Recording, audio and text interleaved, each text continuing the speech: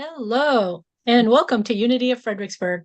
My name is Chris, and I'm pleased to welcome all of you to the Unity of Fredericksburg weekly online gathering. At Unity of Fredericksburg, we are advancing the movement of spiritual awakening and transformation through unity, a positive path for spiritual living. We thank those of you watching on YouTube, live or later, and invite you to subscribe to our YouTube channel. If you're able to attend live, we encourage you to join us in the Zoom community room for the full Sunday morning experience, including prayer, connection, and music. Our weekly newsletter includes the Sunday service link, and you can subscribe to receive that on our website at uofva.org. For everyone local to Central Virginia, Unity of Fredericksburg offers a variety of fun and enriching in-person gatherings every month. Subscribe to our weekly newsletter at uofva.org for all the details. And now, here's our minister, Reverend Cheryl Fair. Thank you, Chris. Hello, everyone. Hello to everyone in the Zoom room who's here with us live, and those of you watching live on YouTube, and everyone who'll be watching later on. Our broadcast date today is October the 29th, so I'm wearing my bat shirt in honor of Halloween, and today we're looking at kind of a spooky topic in honor of Halloween. We're going to talk about sin and evil and the devil. How about that? So I have to say, I kind of start giggling when the topic of the devil comes up, and because here's what comes up in my mind. So I'm hoping that some of you maybe were watching television in the early 1970s and saw a young man named Flip Wilson. Does anybody out there remember Flip Wilson? Flip Wilson was a comedian, so he did a lot of stand-up comedy. He had his own TV variety show and an award-winning record album, 33, called The Devil Made Me Buy This Dress. And this was Wilson's fourth comedy album, and in it, the title of the record is based on a story that he would tell as a part of his stand-up. And he tended to tell kind of long stories, and he would play out the different characters. And this was a man who was not afraid to play a woman. In fact, one of his in-person characters that he played regularly was a character called Geraldine that he would play in full drag with a wig on. Now, Geraldine is not in the story about the devil made me buy this dress, but this is something he would tell as a part of his stand-up. And it was a story of a preacher's wife who is confronted by her pastor husband about the dress that she bought while she was out. And she describes it. And of course, Flip Wilson does it in her voice about how she was innocently walking down the street and the devil would sneak up behind her and whisper in her ear that she just needs to look at this dress in the window. And she would say, no, no, no, I'm not going to do that. And the devil just kept coming and talking to her, just look, and then convincing her, why don't you go in and just try it on? Your husband will never know if you just try it on. And eventually, of course, she ended up trying it on, buying the dress. And then when confronted by her pastor husband, her excuse was, the devil made me do it. The devil made me do it. So this, of course, this character of the devil that whispers in our ear and leads us astray is a product of the wonderful human imagination. That's one of our divine powers, and we can use it in wonderfully productive ways, or we can use it to create a character that's going to whisper in our ear and convince us to do naughty things. Here's a quote from, or kind of a paraphrase from Unity founder Myrtle Fillmore, as she explains when the consciousness of early humans evolved to the point of self-awareness, they gave names to their undesirable choices to help them remember the good from the bad. We know this. We know this from just growing up as kids. Labels and things like that help our brains, help us sort things out, the good from the bad. And so this kind of character of an adversary or the thing you shouldn't be choosing over time, the power was given to these labels, and the collective consciousness grew, and all of a sudden this character had a pitchfork and horns and sharp teeth and a spiky tail, and all of these are products of our human imagination. So we can, it's kind of convenient for those who really believe in the influence of an entity that they call the devil, because you can blame the devil for your unfortunate choices. And isn't that convenient? You don't have to be responsible if the devil made you do it, right? If the devil made you pick that dress and buy it, you don't have to be responsible. Well, here in Unity, one of the things that I like to say is welcome to Unity. It is the religion of personal responsibility. So we give no power in Unity to this personification of evil that's known as the devil, or sometimes we call it Satan. Now, there are mentions of Satan in Scripture, in the Bible, and so it's important to point out that the Hebrew term Satan is simply a generic noun that means accuser or adversary. So when the Bible, which is all stories, when the Bible wants to present us a story where there's an entity where we're choosing between the good and the bad, they would name the bad character Satan, because that just means adversary. But it's not something that we are intended to take literally as an entity or a character. And as we know, this character of the devil is spun out into all kinds of sinister and scary things in stories and movies, especially around Halloween. And it really does take on some powerful energy when we begin to believe that there is an entity that represents the absence of or the opposite of God or goodness. And there are religions that lean heavily into talk about the devil and what the devil's going to make you do and how you have to resist the devil. This falls into this. We've been talking a lot about this recently, about how our brains like to kind of categorize things into dualities: good, bad, black, white, yes, no, those kind of things. So our brains have an affinity for that.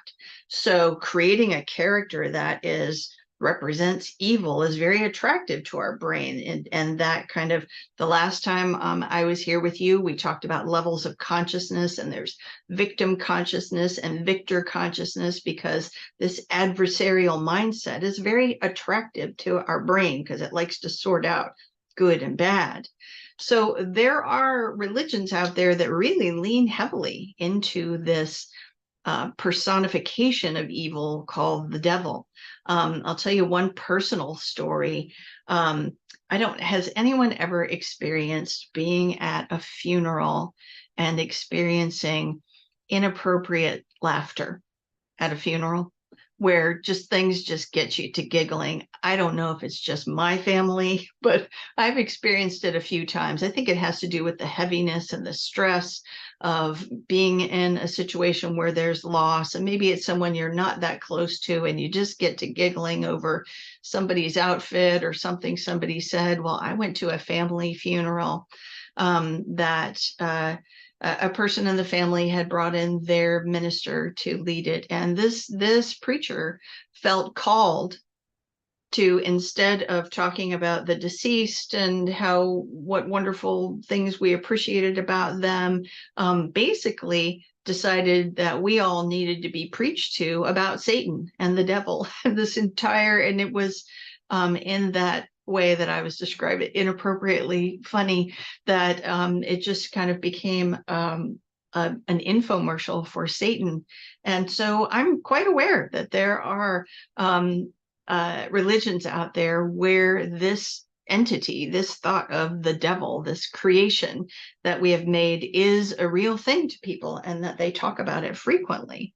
So, but this is not something that we talk about or teach in unity. And that really, it comes around to what it is our first principle in unity. And we always say it in the later parts of our service after we do the YouTube broadcast. We always have a statement of oneness, and this kind of encapsulates it. There is only one presence and one power active in my life and in the universe: God, goodness, omnipotence. These are all names for what we call that, the benevolent energy of the universe. So when you are focused on oneness, then logically there is no opposite of that, because then you're in duality. So if you're believing in God over here and the devil over there, well, that's two, that's not one. So it's a logical progression that in unity, we don't give power to that. We don't give power to this image of a naughty doer out there called the devil. It's just simply not possible. When we talk about God or goodness, we talk about it without opposite and without any absence. It's all present all the time. Now, sometimes as humans, do we perceive an absence of goodness? Yes. And this absence is in our own perceptions, not in the goodness of the universe that is ever present all the time. So the devil might be fun for Flip Wilson saying the devil made me buy this dress. But in unity, we don't look at it as a force or a power of truth. Here's something from the Revealing Word from Unity founder Charles Fillmore. I always like to look at definitions. You all know that about me for right now. I'm always looking things up and then cobbling together what I'm going to say on Sunday. So here's what the Revealing Word says about the devil. The devil is a state of consciousness adverse to divine good. There is no personal devil. God is the one omnipresent principle of the universe. We find that the various names, Satan, devil, adversary, all refer to the consciousness that humans have built up in their ignorance of their true estate. So there's one statement about it. I've got another statement for you, and this is from Heart-Centered Metaphysics. Let me show you the book real quick.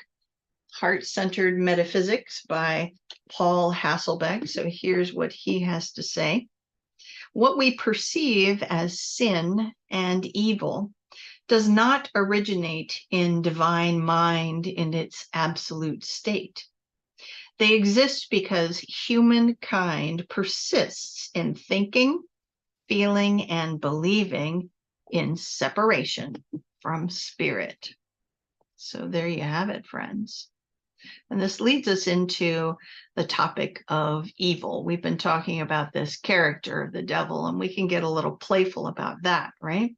But when it comes to evil, there's more to talk about here, right? So there are some out there who assume that because of unity's focus on the positive, that we are spiritually bypassing or ignoring the presence of evil mindsets or actions and their effects in the world, right? Some will say that unity is a naive Pollyanna approach to denying the facts of the material world. And this simply is not the case, my friends. So we talked about unity's first principle. Unity's second principle shows us that we all, each and every one of us at the point of us, have full access to the absolute good of the universe. And we have the free will to use it or misuse it as we will. So Some of us will take our essence of our divine power and use it instead of for good, use it to dominate and belittle other people. We can misuse it. We have that free will. Some people will take their power of imagination, which can imagine wonderful things, and instead use it to create freakish fantasies to inspire fear in the hearts of others. So this is a way with our free will we can use. So when we are talking about God or goodness, divine mind, divine love, whatever your name for it is, we are talking about spirit. And we do say that in spirit, there is only absolute goodness with no opposite. In our human lives, we dwell here in the material world. And we humans use this essence of goodness and divine mind to manifest the material world according to our consciousness. That's the key thing there, according to our consciousness. So limiting and misusing divine ideas at our disposal can result in evil words, deeds, circumstances. We know this. We see this in the outer world. We have seen plenty of that. Whether you watch the news, and I encourage you not to watch the broadcast news, because the combination of sound and images is just really powerful and can affect you in powerful ways. But of course, we all want to know what's going on in the world. So however it is that you keep up with what's going on in the world, there have been plenty of things in the news this week to show us that there is the presence of evil actions and words and deeds in the world. And, almost anytime I'm teaching a course on metaphysics, there's going to be a student that will ask, how can we say God is good all the time when these evil things are happening in the world? And that's where we need to clarify the difference. When we're talking about God, we're talking about goodness, we're talking about spirit. Where these evil actions happen are in the material world here, with individuals misusing divine ideas for whatever reason. So let's look at defining evil. And again, this is from the Revealing Word from Unity founder Charles Fillmore. Defines evil, that which is not of God, unreality, error, thought. Evil is a parasite. It has no permanent life of itself. Its whole existence depends on the life it borrows from its parent, and when its connection to the parent is severed, nothing remains. Apparent evil is the result of ignorance. And when truth is presented, the error disappears. So we're not talking about, just like when we were talking about the devil, we're not talking about evil as being an entity that has life on its own. I've got another quote here. It's from this lovely little book. This is a new book. I'm actually working with the author of this book on his social media. So here's the book. It's called Seek Until You're Astonished. And it's by Reverend Ron Fritz. He's a Unity minister. So you can find him online at astonishedseeker.com. And you can also find him on Facebook on a page called Astonished Seeker. So this whole book is kind of filled with questions that Reverend Ron ponders and writes about. And the topic of this section I'm reading from is called, Did the Devil Really Make Me Do It? I don't think Ron bought a dress, but did the devil really make me do it? Whatever it was, right? So actually here he's pulling a quote from Ernest Holmes. So let me read this to you. The founder of the religious science movement, Ernest Holmes, suggested in The Science of Mind, the age-long discussion of the problem of evil will never be answered until we realize that it is not a thing of itself, but is simply a misuse of the law of freedom. Evil will disappear when we no longer indulge in it. So that's a quote from Ernest Holmes as shared by Reverend Ron Fritz in Seek Until You're Astonished. So when we witness, the question that arises for me, since we're acknowledging that there is such a thing as evil actions out there in the world, evil words, evil thoughts. So what do we do? What can we do about that? Now, of course, we're not talking about the specifics of any situation. And maybe something that you're hearing about in the news of what's going on in the world. You have no immediate connection with it, but you're feeling the effects and you're feeling overwhelmed. What can you do? What can we do about that? And of course, the answer is almost always in unity is around prayer, right? So what we can do is hold the high watch, is what I like to say. Hold the high watch. See the pureness that those who are involved with these actions, whether it be war or shootings or whatever it is that's going on, see the pureness that is there that they are no longer seeing, that they have forgotten. Think of the perpetrator or perpetrators as an infant, as an innocent child. Make space in your heart to contemplate what could have happened to this child that would result in them taking these kinds of actions, and hold that child in prayer. Sometimes it's really hard for us to see past the outer actions, but this is a really powerful step that you can take, because everyone was born an innocent baby. So you can hold that baby in prayer and hold the high watch for the individuals who are doing things that are disturbing in the world. Affirm that all is good in the consciousness of those involved. And that's what you can do. That's my suggestion of what we can do. So as we come to the end here, we're going to talk about one more topic, and that's the topic of sin. And I'm hoping that, I know that there are plenty of folks here who've been in unity for a while, so I'm hoping that you are aware that the word sin from the original Greek is a term of archery, and it just means to miss the mark. To miss the mark. From the Revealing Word, again, by Charles Fillmore, he talks about sin as missing the mark. That is falling short of divine perfection. Sin is the human failure to express the attributes of being: life, love, intelligence, wisdom, and all the other God qualities. So let me ask you this: have you ever missed the mark? Have I ever missed the mark? Of course we have.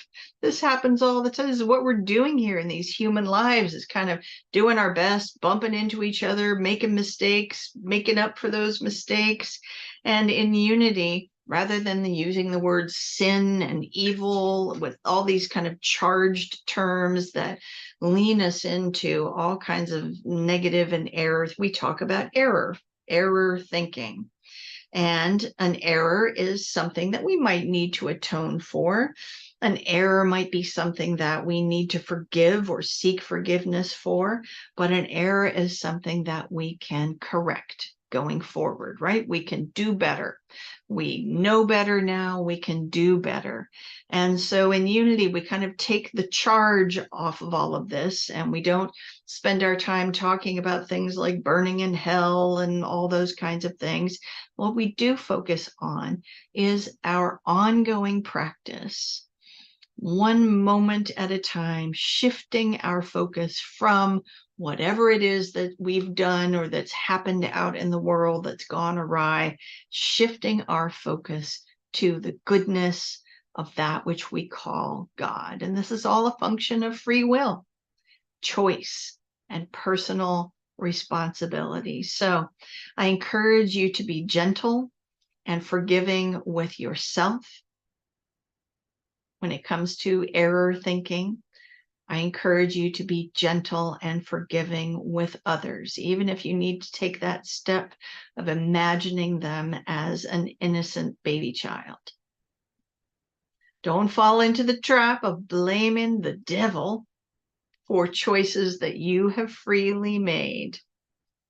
And in those moments where you're like, what is mine to do? My suggestion is hold the high watch for all of those concerned. Pivot your focus to the goodness that is in spirit, absolute, unchanged, unaffected by all the stuff we're doing here in our human lives. So we're going to move into a time of meditation. And I'm going to use a little prayer. There's this wonderful tool I have here from unity.org called the Positive Prayer Wheel. And so I'm going to start us out with a prayer on guidance as we move into meditation. So let's take a couple of deep breaths and just come to this moment right here, right now. Everything that I've stirred up, just let it be for a moment. Just let it be. I turn within to seek guidance for my life. As I pause, I ask, I listen, I hear, and I follow the still small voice that never leads me astray. I yield the will of my human thinking to the will of the divine and allow my good to flow with ease. So we'll take that now into a few moments in the stillness together right now.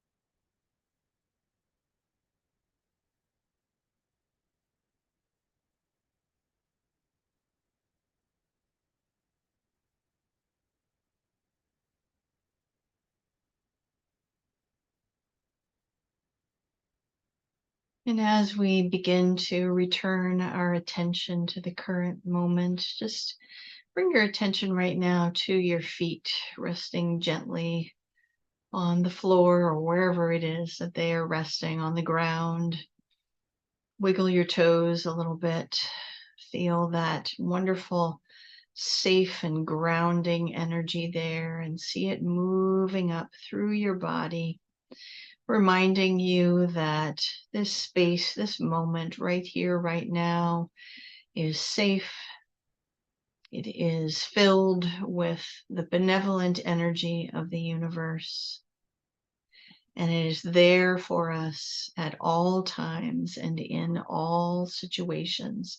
We have but to shift and pivot our consciousness to focus on the goodness that is there always. And we will close with an affirmation. I like to put my hand right on my heart space so that I can ground my affirmation in my heart, in my body, as well as in my mind. And here's the affirmation: the goodness of God is with me always, and I am grateful. Here it is again. The goodness of God is with me always, and I am grateful. Let's do it one more time.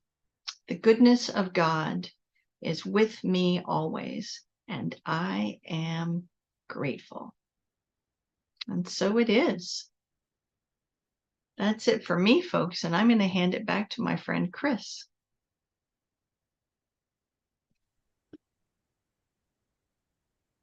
So thank you so much, Reverend Cheryl. What a great message. And thanks to all of you for watching our weekly broadcast from Unity of Fredericksburg. Visit our website, uofva.org, to learn more about our mission of spiritual awakening and transformation. Support our ministry with your financial donation.